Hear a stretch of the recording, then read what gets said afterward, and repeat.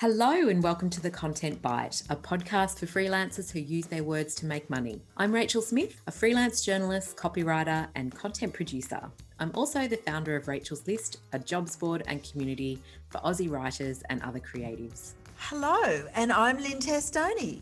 I'm a journalist and a content writer as well, and Rachel and I are your weekly co-hosts, and every week we're bringing you all kinds of tips, ideas, and some fabulous guests to help you make the most of your freelance business. Hi Rach, how are you?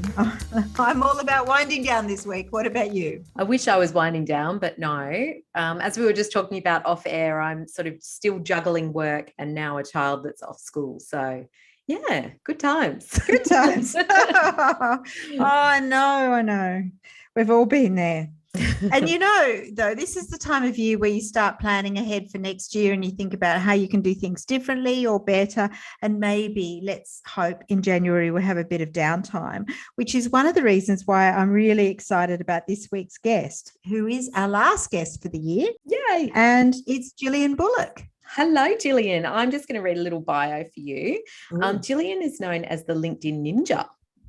I love the LinkedIn Ninja. Yeah. She wrote a great blog post for Rachel's List a while ago. And if you are listening and you didn't manage to read that one, we'll put a link into the show notes. And we thought it would be really great to have Jillian on the podcast. She has over 25 years of marketing experience with a strong focus on LinkedIn. And she's achieved recognition as an independent LinkedIn expert by LinkedIn HQ. And she just knows so much about LinkedIn, as I know from the blog post and also just from following you on LinkedIn, which is mental. The stuff that you share is so amazing. A little obsessed, yes. Yeah, so welcome. Thank you. Nice to be here.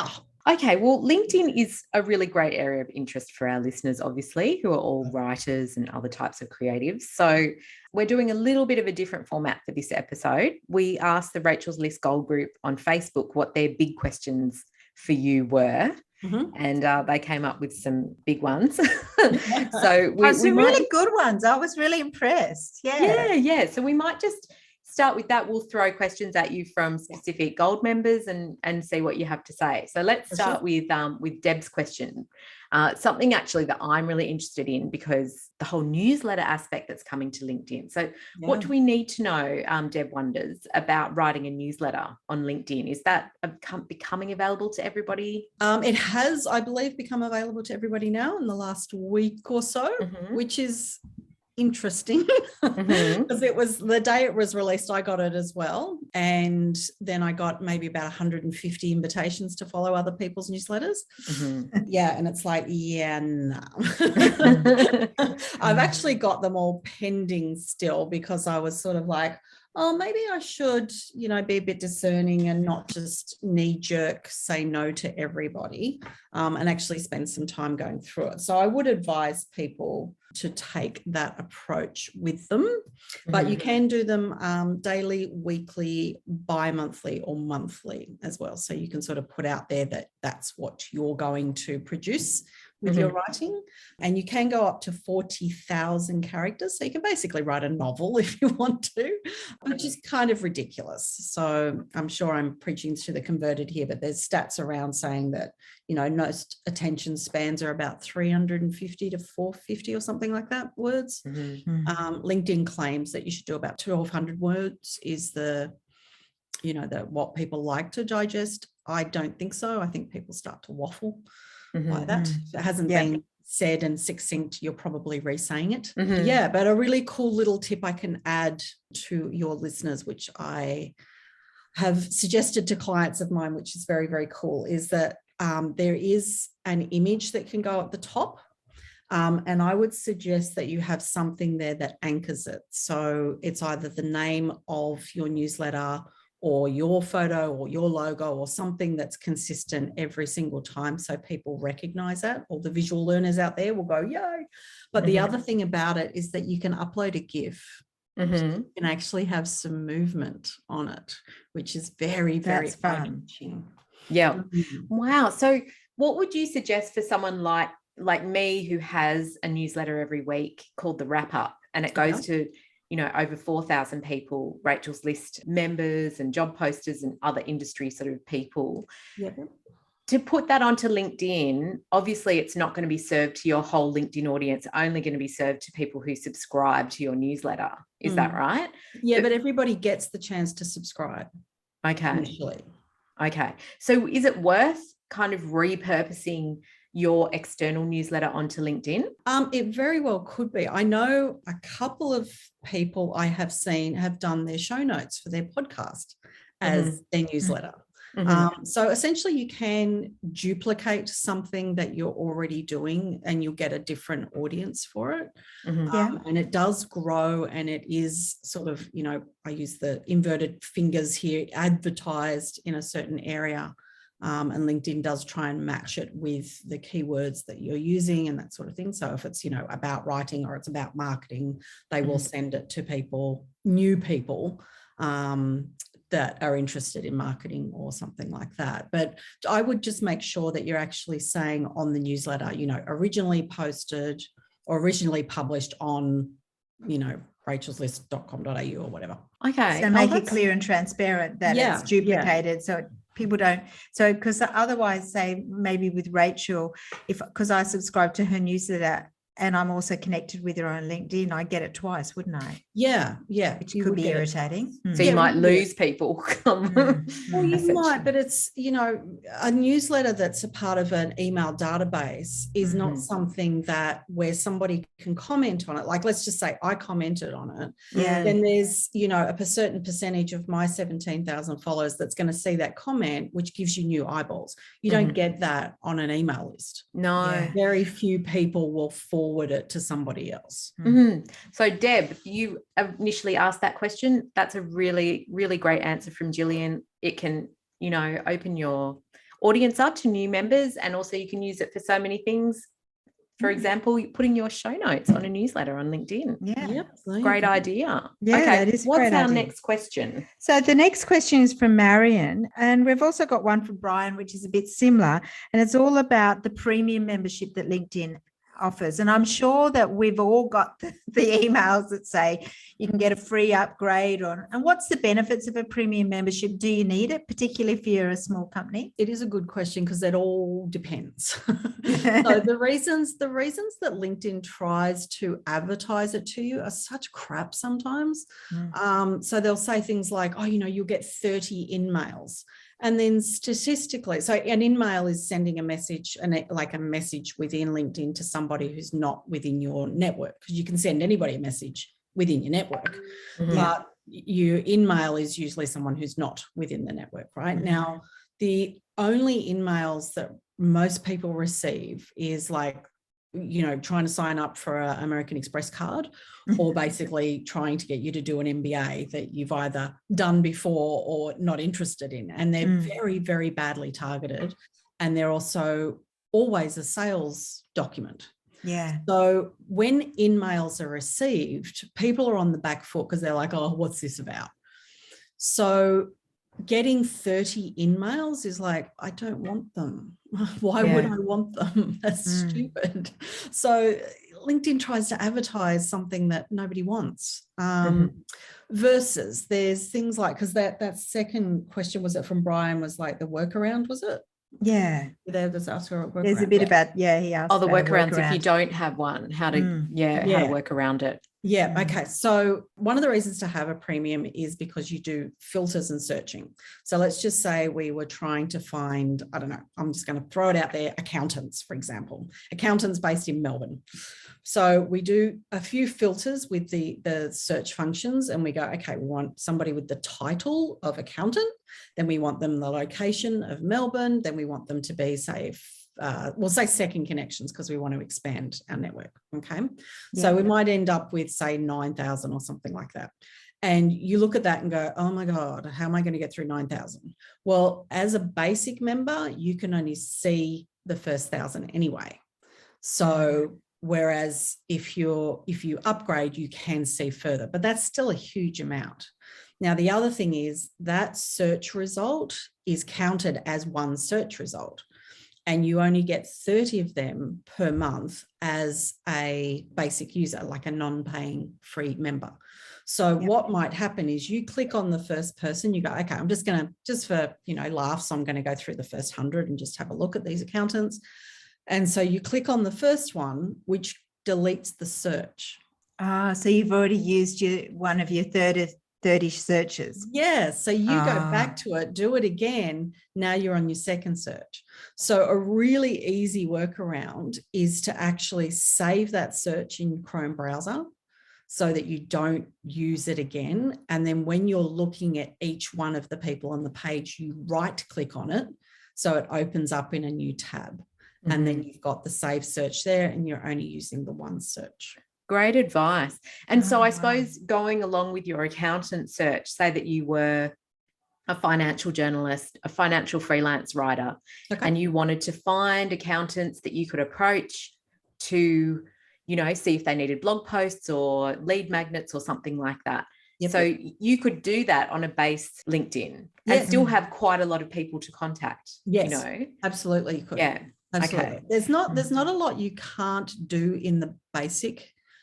It just takes time, and there are restrictions that if you don't know how to get around, you'll get like, you have reached your commercial limit.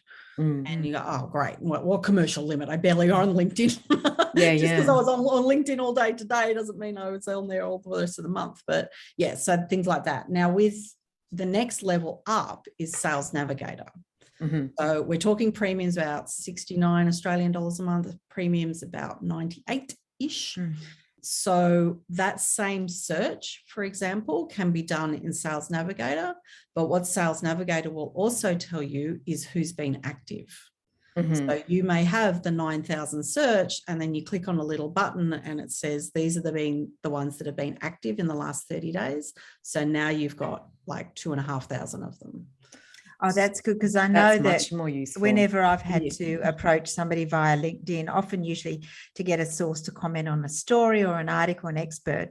Yeah, some people are never on LinkedIn, and it's such a waste. Yes. Well, not a waste. It's a waste of my time more than anything. It's a huge waste of time. Yeah. Yeah, and you just want to, getting people that are active on that medium is a much better option. Yeah. If you're using LinkedIn for lead generation, paying that $100 a month.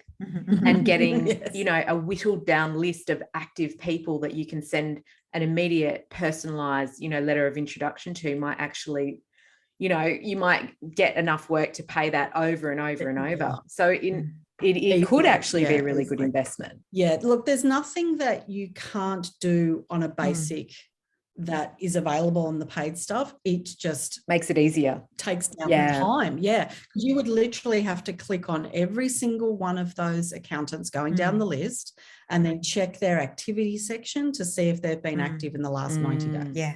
Versus one button on Sales Navigator tells you and eliminates that, but it actually narrows it down because it's 30 days. Yeah. That sounds like a worthwhile investment to me. It really is. But also with the Sales Navigator, I assume with a lot of these upgrades, you can just do it for a month or two, can't you?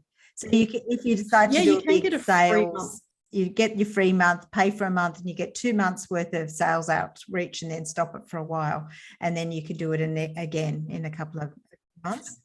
You could do it again in 12 months. Oh, right. Okay. Mm-hmm. Yeah, there is a little bit of a thing in there, but if you've got $1,200 worth of sales easily that you've gotten out of it in a whole year, then the tax deduction of having the platform anyway. It can be for a lot of people, but there are different industries that I don't really recommend it to. Like tradesmen. It's like you're not going to really get new plumbing jobs through. But for creative people, for the audience that we've got, it's definitely something to consider. It's definitely worth considering for sure. And there's a whole bunch of other benefits to Sales Navigator as well that does save a ton of time. So the next question is from Penny, and she's just asked, what should you avoid doing on LinkedIn? There's probably hundreds of things. There's a few, but there's a few big ones. Share the big ones. share the big ones. Okay, don't use it like Tinder. Oh, yeah. Grown, we can all feel that one. Yeah. Like, I mean, geez Louise. Yeah, I mean, it sounds funny, but yet there's so many people that do. So just like, you know, asking people out or marrying on the first date, proposing on the first date, it's the same for sales. Don't try and sell yourself on the first message. That's another huge one. It's really very, very top of sales funnel, and it's really a networking tool to help develop relationships. It's very first initial stuff. I mean, I've been on there 12 years, maybe more now. I've been teaching it for 12 years, so I've been on there a little bit longer than that.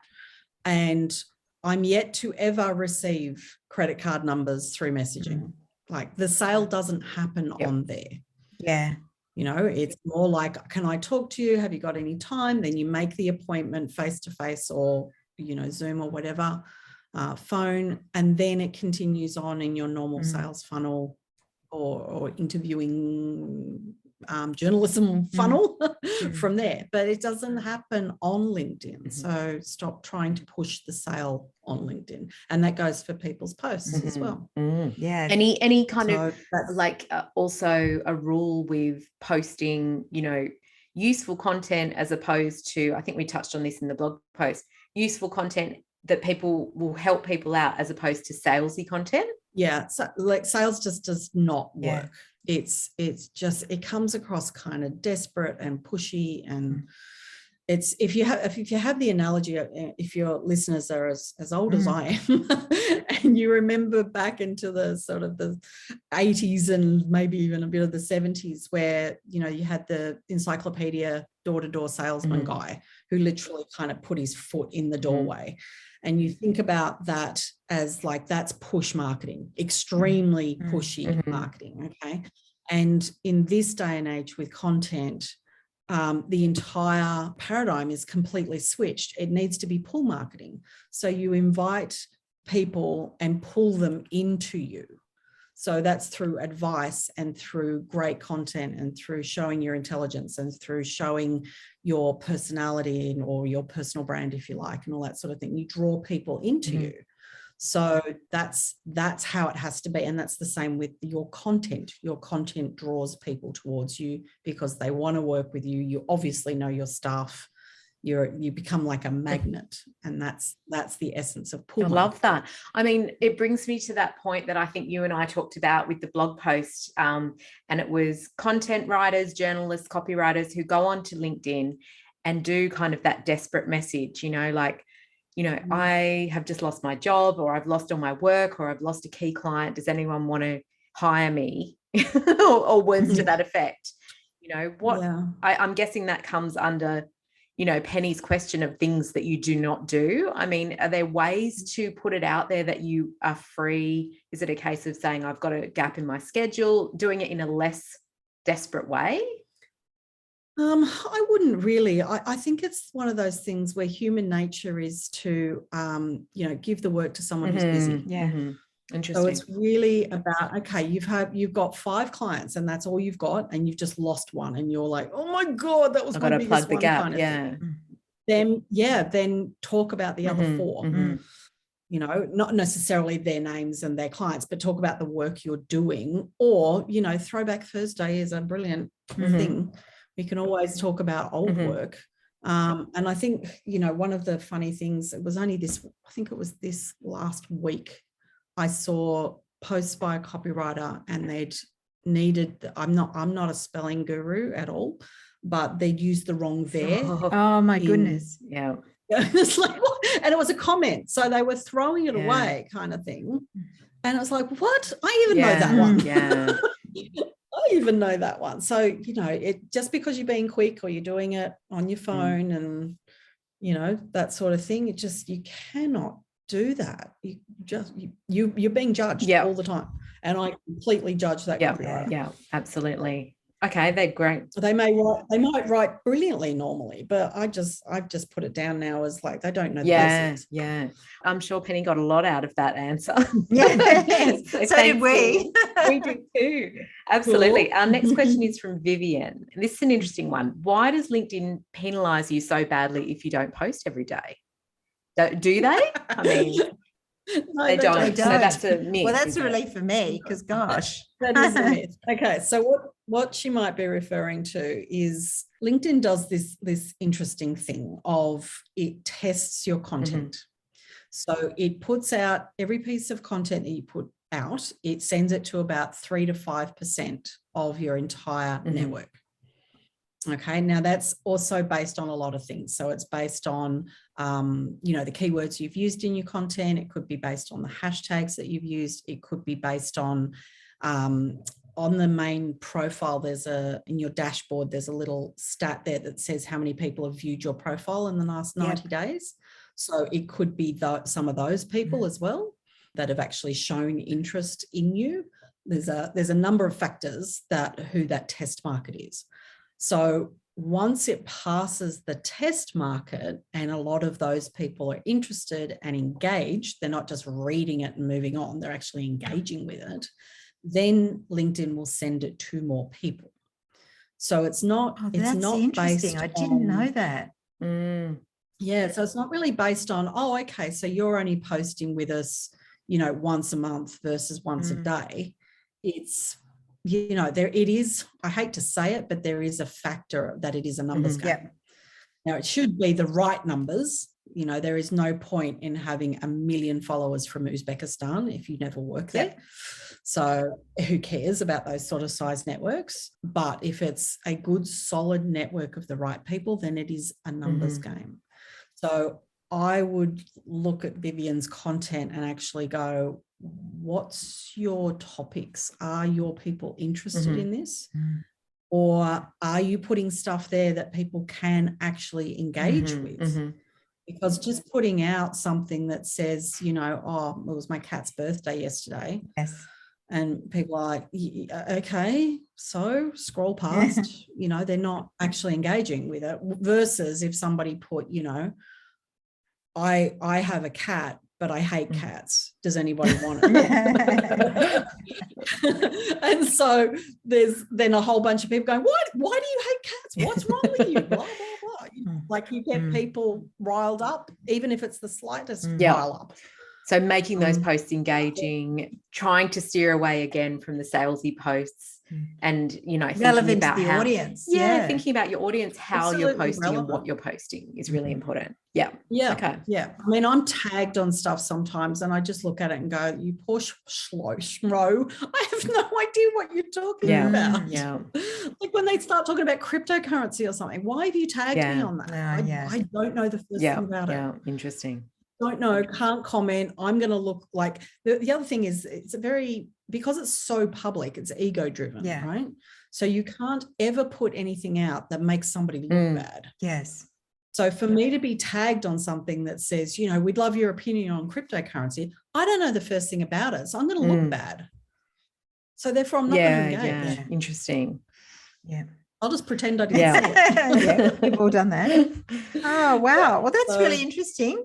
Yeah. The next question is from Julie, and this is something I really was interested in. Is it better to write a blog post on my website and post the link to LinkedIn, or post articles straight onto LinkedIn, my LinkedIn profile? It's almost like politicians. It's which one's the best of the bad bunch. Yeah. Okay. So posting a link on LinkedIn don't like it all that much because you're taking people off their platform. So they can't sell as much advertising space because you weren't on long enough. So that's one thing. So they don't like them very much. However, if you do it as a blog, so that's the old articles rather than the newsletter feature, right? The algorithm doesn't like them. Why is that? I don't know. I mean, 4 years ago, they were brilliant. You could get like 200,000 eyeballs on your blogs, your big articles. Now you virtually have to invite people to read it one at a time. There's just no organic reach on the That's good articles intel. I didn't on know that. Mm. Okay. So that's a new Well, thing. it's truly Yeah. terrible. Like if you go back, if somebody's curious and wants to have a look at my past blogs, you might see, say, something like 300 likes on it or something like that. That is literally me sending maybe 600 messages or tweeting about Wow. it. Wow. Yeah, like there's 600 messages or maybe even 900 messages over a period of time because it's, you know, semi-Emmy evergreen.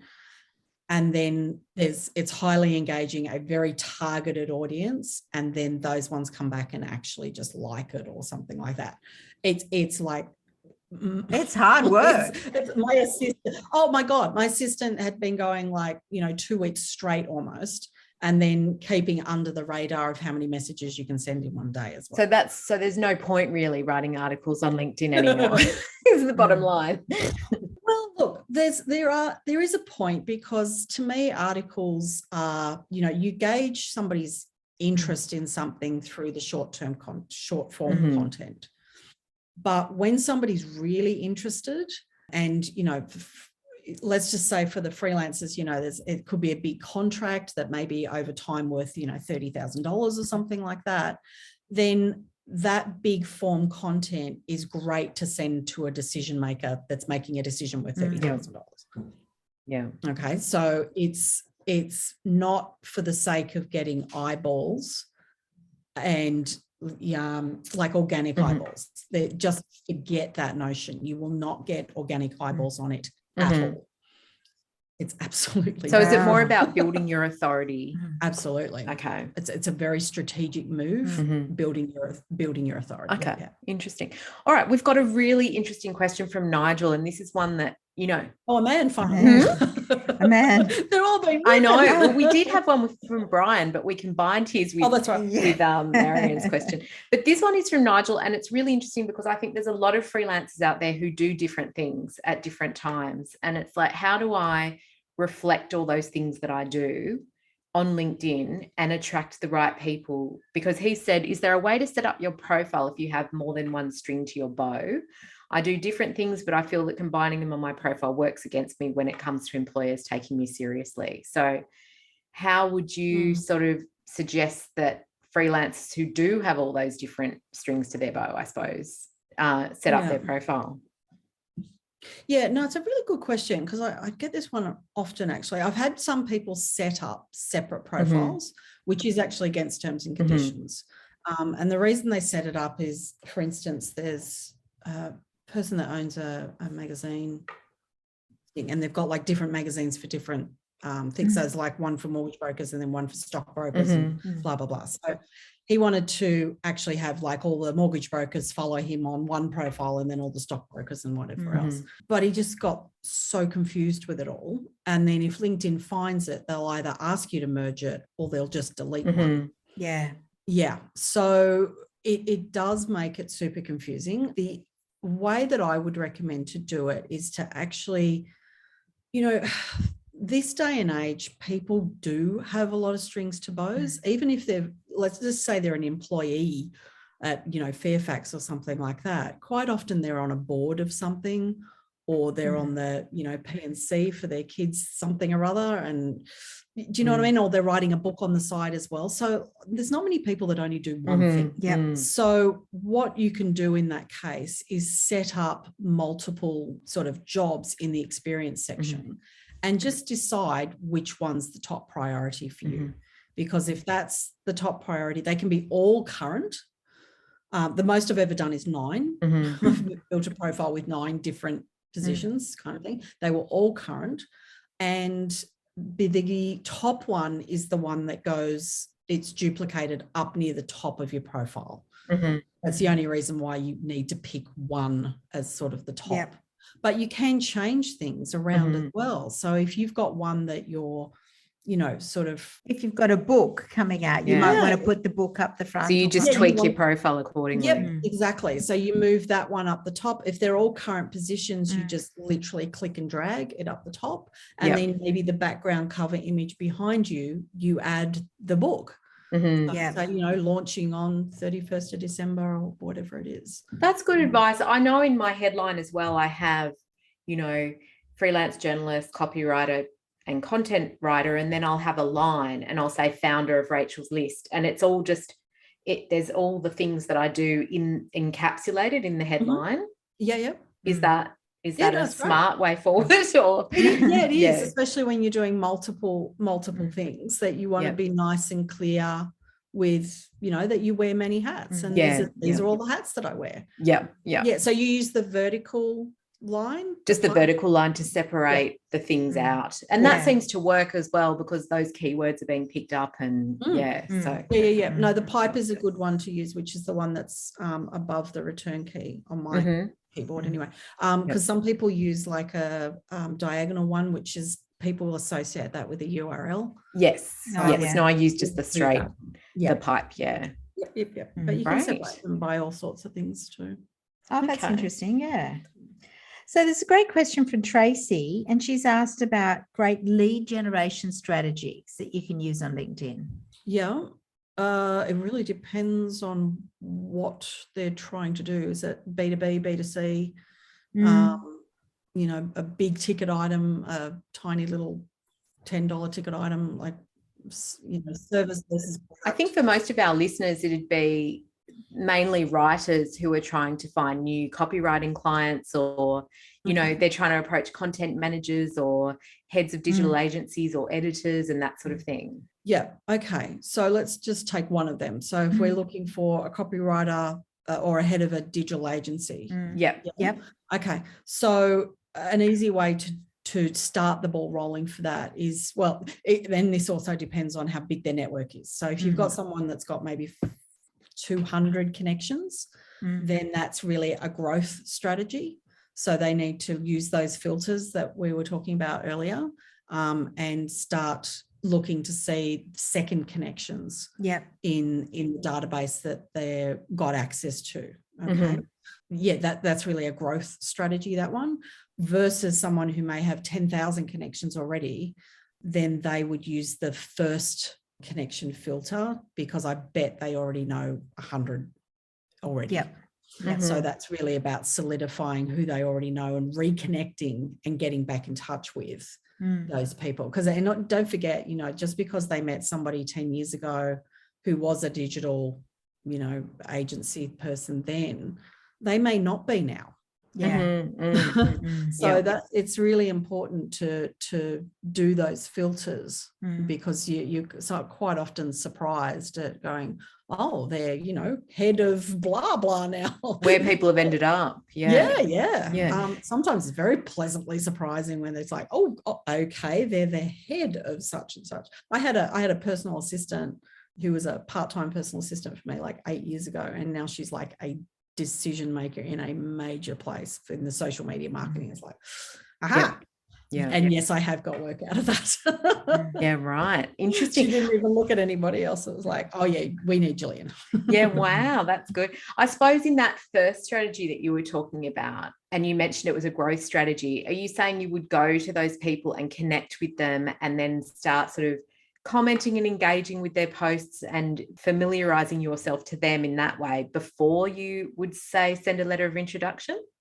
It's a great way to do it. It is the ideal way to do it. It's just a matter of how much time you have. How patient people are as well. It's really. And it's one of those things as well. It's, if we can go back to the Tinder analogy for 1 second, God help me. I don't know why I've got that on my mind today, but there you go. It's kind of like, some people will hook up with you through the app virtually, whereas others want to date for 2 months or 3 months before the hookup. And it really depends on where people are at and how quickly they want to have conversations. Sometimes it's literally you are nurturing that potential lead for months, if not years. I agree with that. Others are straight away, they're ready to buy right now, and they go, let's go. Well, I have to say a story I had is that I did connect with, ages ago, I did some work, a guy did some work with me, and he was quite junior at Google. And which was fine, but of course that was early days of Google, and of course now he happens to be the head of Asia Pacific, not at Google, but at another really large large company. And I've had a few people connect with me so I can connect with him, I can introduce them. and I found that really, there was somebody I went to uni with who hadn't spoken to me for 15 years until suddenly he sent me a LinkedIn message asking me to make an introduction to my super cool contact, which was so annoying, and I felt quite violated. But of course, if he'd kept in touch with me for 15 years, I might have said, sure, of course I could.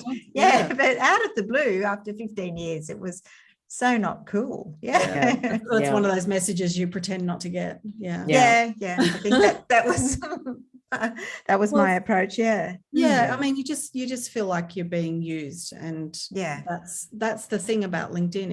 It is nurturing relationships, or there's people that use it like that, and it's just not okay. No. I mean, if he'd actually even messaged you and said, hey, look, I know that this is a big ask, but would you, I have to ask you something. Would you mind if we, met up for a coffee? I know it's been 15 years.